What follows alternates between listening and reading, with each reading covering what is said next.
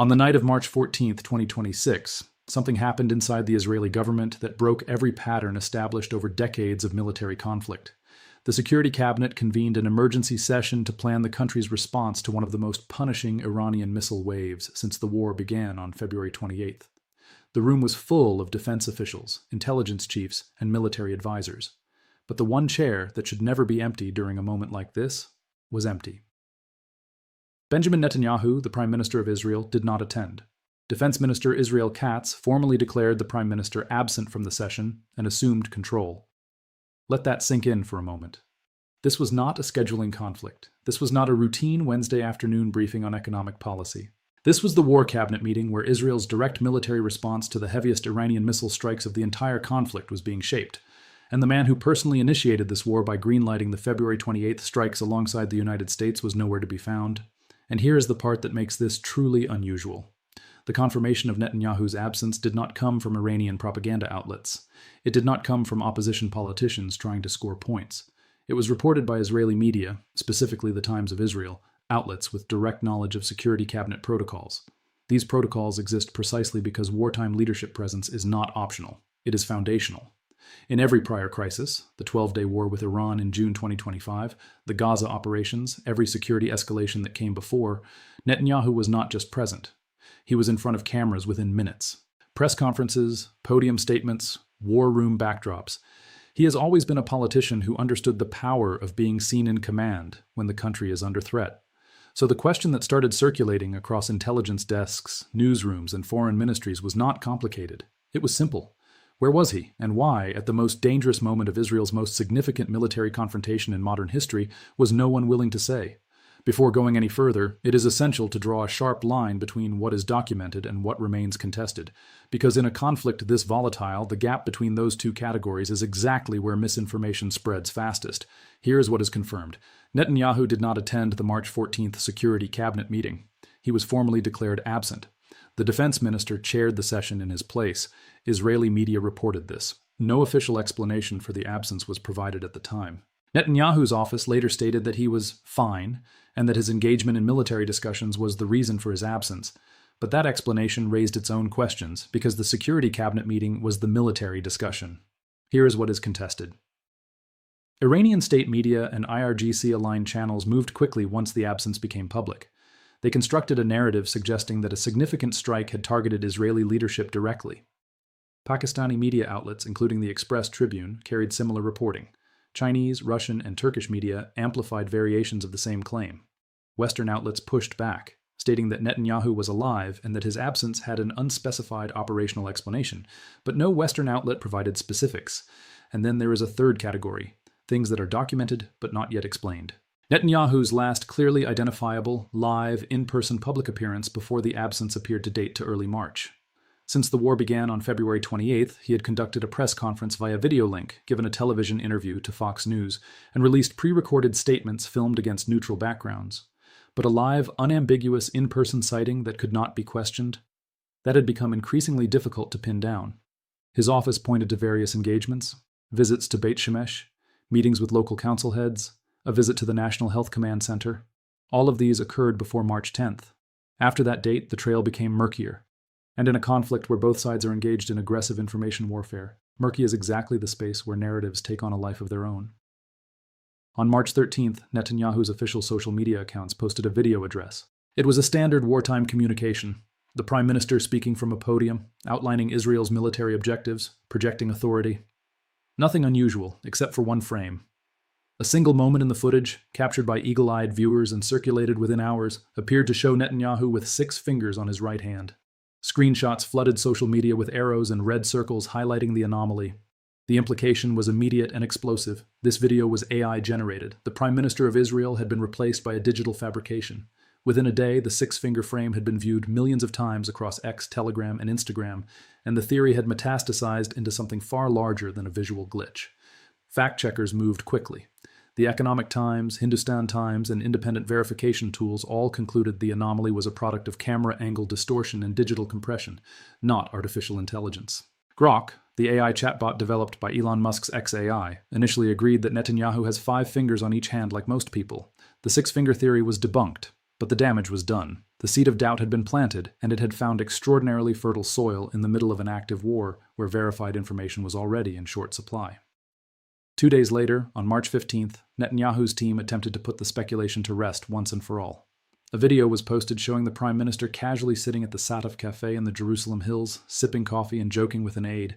Speaking in Hebrew, he made a play on the word for dead, which in Israeli slang can also mean being enthusiastic about something, quipping that he was dying for coffee and crazy about my people.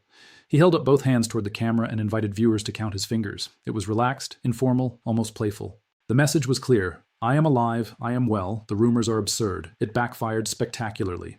Instead of silencing the speculation, the café video ignited an entirely new firestorm. Users on X began frame-by-frame analysis, claiming the coffee in the cup appeared to defy gravity when tilted, that Netanyahu's face shape shifted from round to oval when he looked down, that a customer behind the counter was wearing a mask and glasses in a suspicious manner. Some pointed to the date on a receipt visible in the background. Others questioned why a wartime leader would be sitting in a public cafe at all. And then Grok weighed in again. When users asked the AI chatbot to analyze the footage, it responded with a statement that sent shockwaves across the internet. Grok declared the cafe video was 100% an advanced deepfake, arguing that a scenario in which Netanyahu casually discusses sensitive military operations in a public cafe had never been documented and appeared fictional. The chatbot's confidence rating and the phrasing of its analysis was immediately seized upon by millions of users as validation of the conspiracy. The cafe itself fought back. The Sataf posted its own photographs and videos on Instagram confirming that Netanyahu had indeed visited that day. Reuters verified the location by matching the cafe's interior details with previously published images. Journalists cross-referenced the timing with additional photographs. The evidence strongly supported that the visit was genuine, but by then, the narrative had its own momentum. The following day, March 16th, Netanyahu's office released another video, this time showing him walking outdoors in Jerusalem, interacting with civilians against a backdrop of greenery and hills. It was higher resolution, more dynamic, more convincingly real, but viewers immediately flagged a new anomaly. A ring on his finger appeared to vanish as he moved his arm. The disappearing ring clip went viral, and the cycle started all over again. Meanwhile, a detail that received less attention but arguably mattered more was this. Netanyahu's son Yair, described by many as a social media addict who typically posts 30 to 35 times a day on X, had gone completely silent since March 9th. No posts, no engagement, no commentary on the most dramatic week of the war. That silence, in its own way, spoke louder than any cafe video. The real analytical question was never whether a specific visual anomaly proved digital manipulation. The question was this: why, at the most critical juncture of an active military conflict, was the leader of one of the world's most sophisticated military states communicating his status to the public through informal cafe footage and outdoor walking videos, instead of standing at a podium in a secure facility delivering a direct address to the nation? Netanyahu had never done this before. In every prior crisis, the format was always the same: the press conference, the war room backdrop, the projection of unshakable authority. The departure from that pattern, regardless of the explanation, was itself significant. In the middle of the deepfake controversy, another narrative exploded across social media, one that would further illustrate just how thoroughly information warfare had consumed this conflict. Viral posts claimed that an Indian journalist named Aditya Raj Kaul had been arrested by Israeli police after allegedly revealing Netanyahu's location during a live broadcast while an Iranian missile strike was underway. The claim spread rapidly through accounts linked to networks in Pakistan, Iran, and several other countries. The implication was dramatic. A journalist had accidentally exposed the Prime Minister's coordinates on live television. A strike followed, and Israeli security forces detained him for compromising national security. It was completely false. Fact-checkers quickly established that Kaul was active on social media, posting throughout the period when he was supposedly in custody. Fellow journalist Manish Jha publicly confirmed the arrest claim was fake. Kaul himself addressed the disinformation directly, posting from Israel where he continued reporting. He clarified that the viral footage being circulated was actually recorded on March 2nd in Beit Shemesh, where Netanyahu had visited to review damage from an Iranian missile strike that killed 9 people, including children. The video was old. The arrest never happened. The entire narrative was fabricated, but the speed with which the false claim traveled, and the millions of people who saw it before any correction reached them, revealed something important about the information environment surrounding this conflict. Every piece of footage, every absence, every unexplained detail was being weaponized in real time by competing propaganda networks. Iranian state media amplified anything that suggested Israeli leadership was in disarray. Pro-Israeli networks pushed back with their own framing, and in between, ordinary people trying to understand what was actually happening were drowning in a flood of claims, counterclaims, manipulated screenshots, and AI-flagged videos.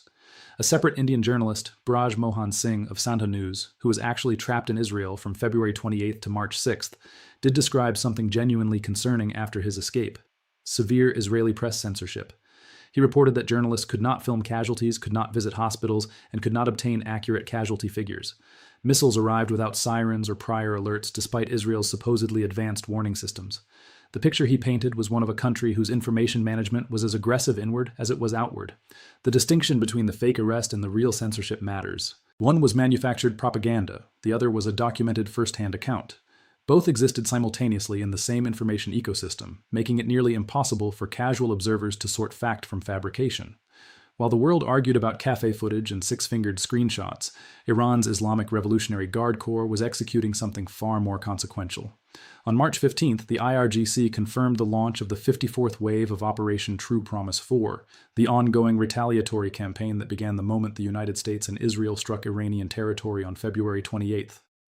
And this wave was categorically different from everything that had come before.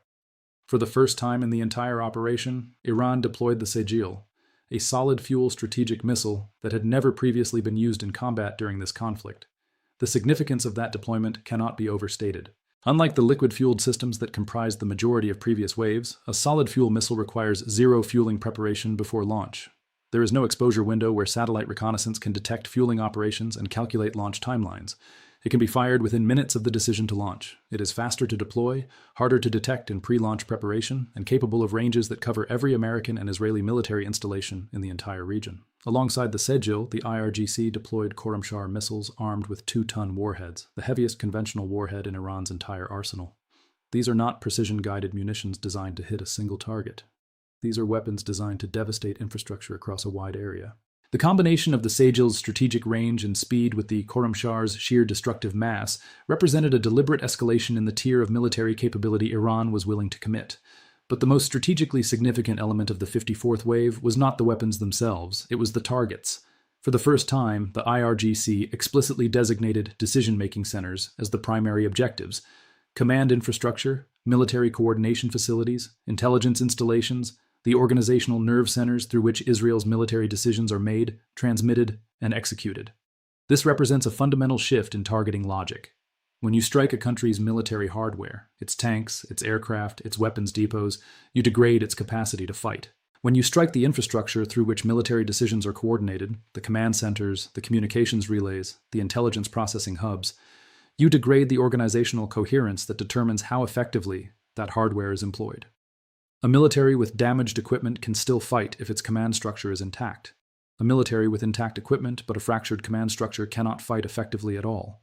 Iran had been executing both tracks simultaneously throughout the conflict, but the confirmed deployment of the Sejjil and the explicit designation of decision-making centers as targets signaled that the second track, the dismantling of organizational capacity, was now being elevated as the primary strategic priority. By March 17th, Iran had conducted 57 waves of strikes.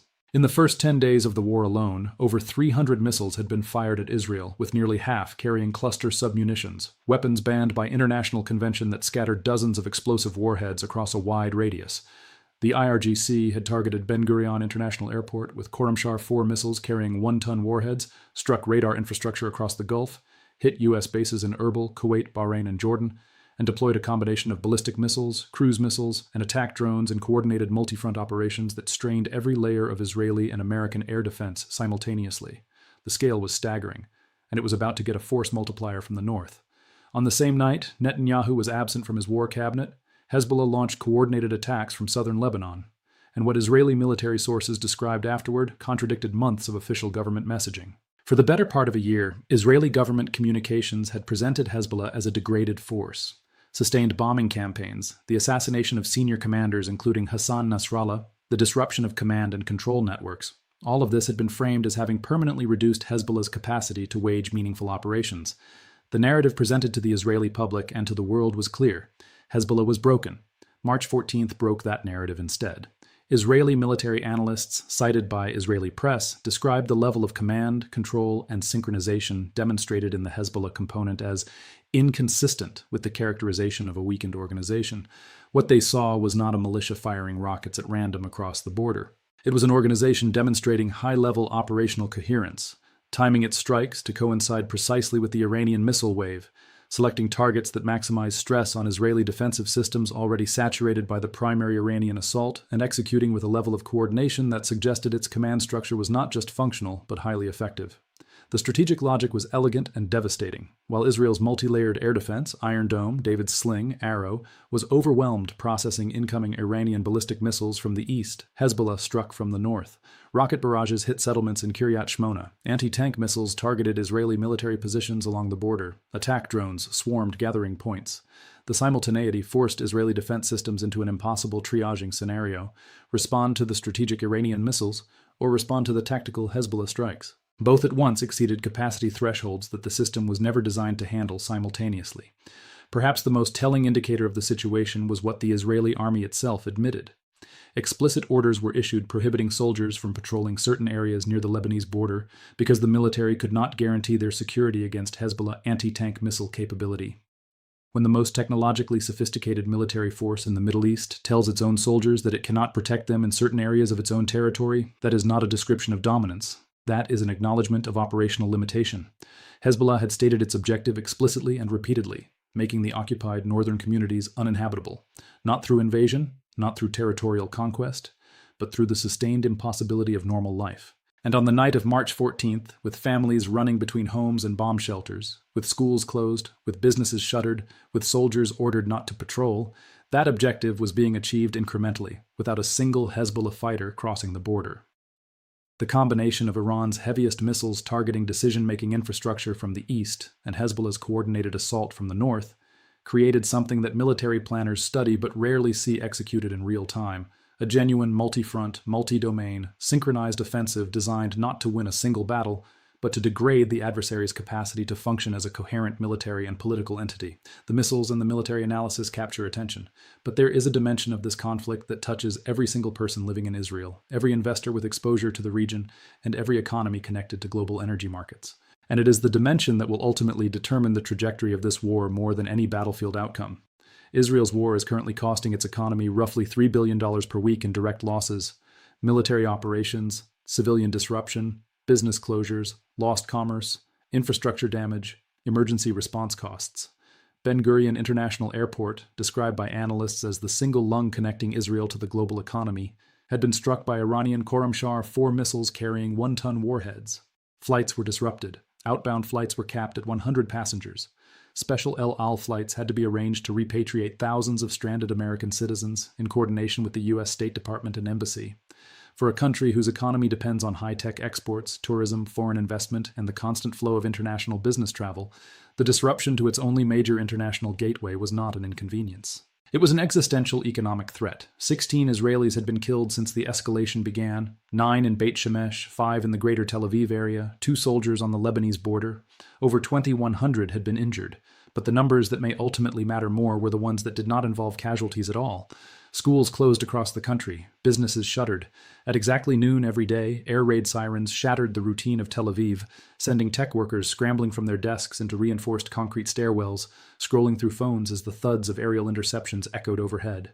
This was not a one-time event. This was the daily rhythm of life in what had become a siren economy. One analyst described it this way: the Iron Dome was historically more than just a defense system. It was a central pillar in the psychological contract between the Israeli state and its citizens. It created an invisible shield that allowed Israelis to live and work normally despite regional conflicts. That contract was now visibly fraying. Cheap, low-flying Iranian drones that could hover over populated areas forced hundreds of thousands of people into shelters, even when the actual threat level was uncertain. The drones did not need to destroy anything. Their main function was to disrupt the economic rhythm of life. People who live under sustained missile threat do not simply absorb the disruption and wait. They make decisions. They relocate. They reassess whether the place they are living is a place they can continue to live. The northern border communities were the most acute example of this dynamic. Families evacuated, homes abandoned, entire communities hollowed out not by invasion, but by the accumulated weight of sustained insecurity. The emergency state declaration had been extended through the end of March.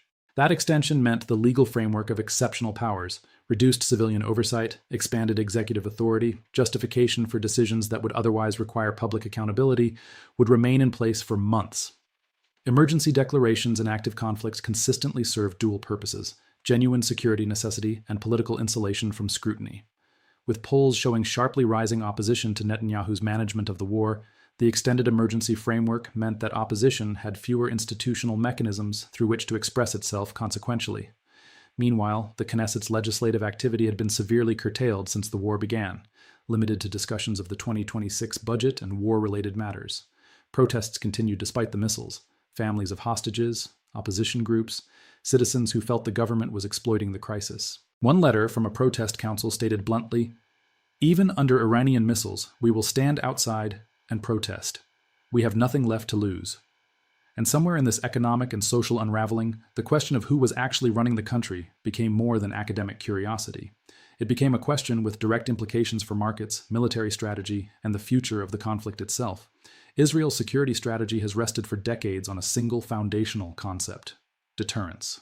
The idea is straightforward. Israeli military capability is so overwhelming, and Israeli willingness to use it so unquestioned, that any adversary would calculate the cost of attacking as prohibitive. Deterrence requires the enemy to believe two things simultaneously: that Israel can defend itself effectively, and that the consequences of attacking will be so severe that the attempt is irrational. Both of those pillars were tested on the night of March 14th, and neither emerged unscathed. Ultra-heavy missiles struck decision-making infrastructure in central Israel for the first time. Iran deployed its most advanced solid-fuel strategic missile in combat for the first time. Hezbollah demonstrated coordination and capability that Israeli official communications had spent months describing as no longer existing. Missiles hit in and around Ben Gurion Airport, and the Prime Minister, the man who embodies the state's willingness to act, who has built his entire political identity on projecting strength and decisiveness, was absent from the Security Cabinet meeting where the response was being planned. Deterrence is not purely a function of military capability. It is a function of perception, the adversary's calculation that the costs of action outweigh the potential gains. When every actor in the region processes the events of March 14th and 15th, the governments of Iran, Lebanon, Syria, the Gulf states, Turkey, Egypt, Jordan, the armed groups in Iraq and Yemen, the perception being updated is not one that strengthens Israel's deterrence posture. The broader question underneath all of the specific developments, the one that keeps defense analysts awake and markets volatile, is deceptively simple. What does this conflict look like when both sides have concluded that the cost of not escalating exceeds the cost of escalating further?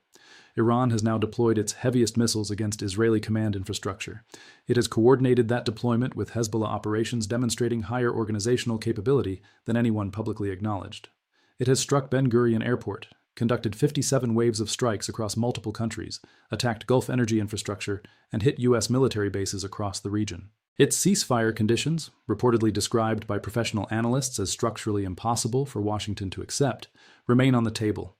Israel has conducted hundreds of strikes against Iranian military infrastructure, nuclear facilities, command centers, and missile stockpiles.